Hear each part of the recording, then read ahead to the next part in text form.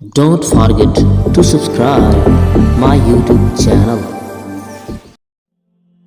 فرمودات حضرت سیدنا عثمان غنی رضی اللہ تعالی عنہ۔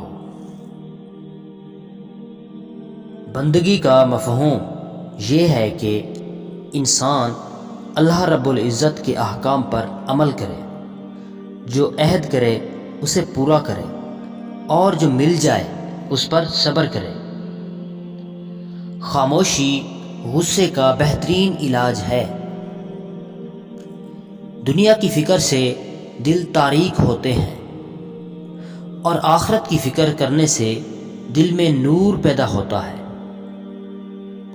اس کے لیے بربادی ہے جسے اللہ تعالی لمبی عمر عطا کرے لیکن وہ شخص آخرت کے لیے کچھ نہ کرے۔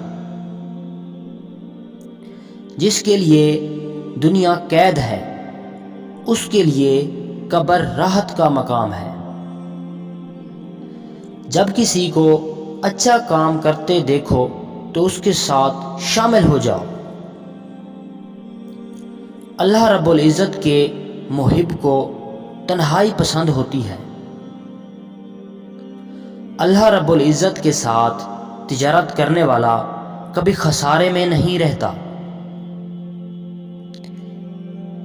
جنت کے اندر رونا عجیب ہے جبکہ دنیا کے اندر ہنسنا عجیب ہے۔ فقیر کے 1 درہم کا صدقہ غنی کے 1,00,000 درہم کے صدقہ سے بہتر ہے۔ افضل ترین ایمان یہ ہے کہ اللہ تعالی کو ہر وقت اپنے ساتھ تصور کیا جائے۔ حیا کے ساتھ نیکیاں اور بے حیائی کے ساتھ برائیاں جڑی ہوتی ہیں۔ اگر تو گناہ کرنا چاہتا ہے تو ایسی جگہ جا جہاں تجھے اللہ نہ دیکھے۔ ترغیب دلانے کے لیے اعلانیہ صدقہ خفیہ صدقہ سے بہتر ہے۔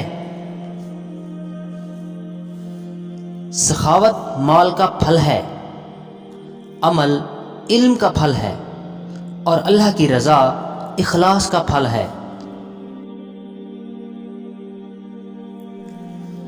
مومن کے لیے اس کی ذلت بے دین ہونے میں ہے نہ کہ بے زر ہونے میں۔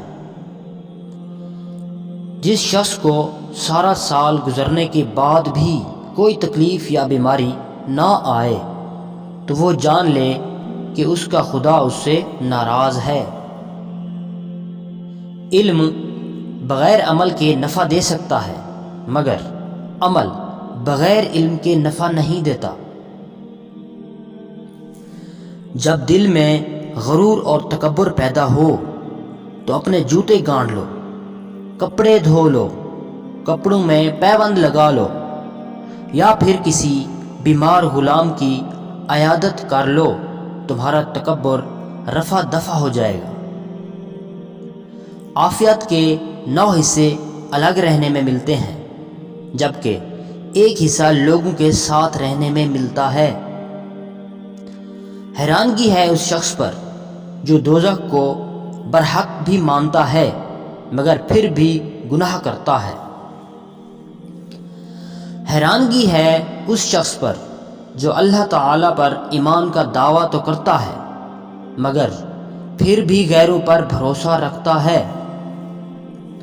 حیرانگی ہے اس شخص پر جو موت کو برحق مانتا ہے مگر پھر بھی ہنستا ہے۔